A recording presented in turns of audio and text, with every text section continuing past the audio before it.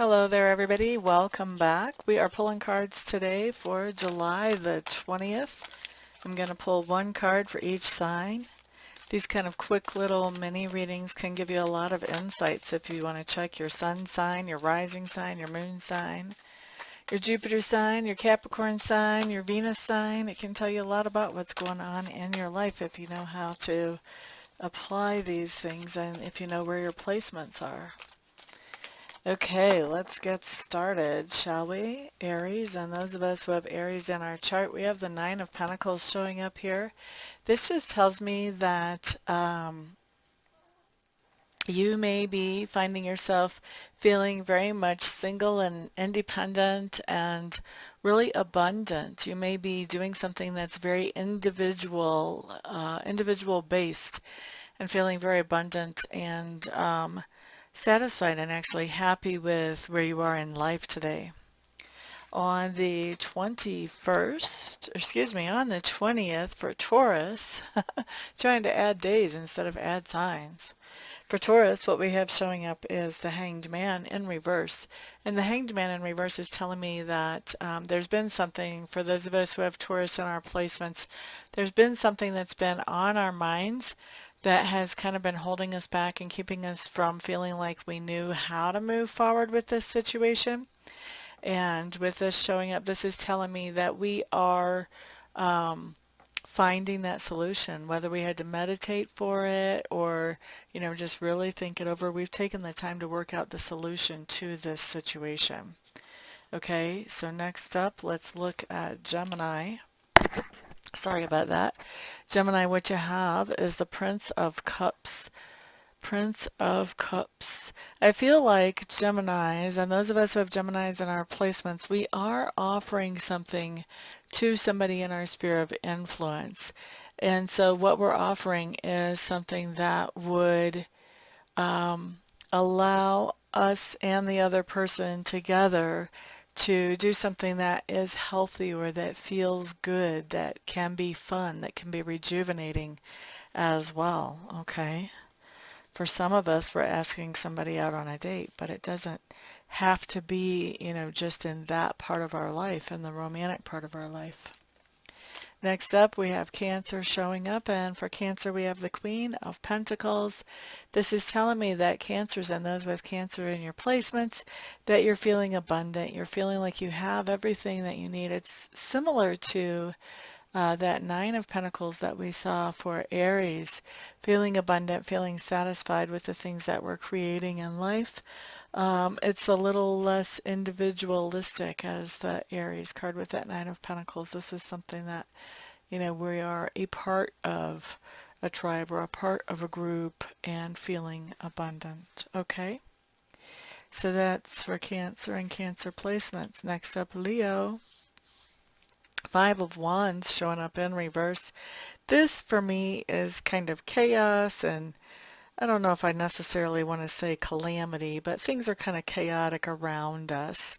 And I think that what's going on for those of us who have Leo in our charts is that we see the chaos. We maybe even acknowledge the chaos, but we're kind of like the chicken in that card. We're just sort of off to the side, doing our own thing, not really paying attention to it. We're not getting involved in all of that chaos and ruckus that's going on all around us. We're like the one neutral party in the room. Okay, so that was for Leo and Leo placements. Next, this is for Virgo and Virgo placements. We have the Tower showing up in reverse, and the Tower in reverse is a good card. It talks about coming out of something after really dealing with an obstacle, really coming out on top, coming out better than what we were before or ahead of the game. So I always like to see that card because it does talk about really nice forward momentum. It does talk about, struggling to get that momentum, but still, I think it's worth it when we've got a Tower in reverse. It was worth the struggle. Next up, we have Libra, Four of Swords showing up in reverse. So for those of us who are Libras or who have Libra placements, this just means we're doing something in a different geographic location than what we normally do. All right. Next up, we're looking at Scorpio, Scorpios. So Scorpio's Five of Cups showing up here. This just means that there's something that has left us feeling a little bit disappointed. And I think that we are, if we're not careful, we're kind of focusing on that disappointment. So we want to let it go as soon as possible.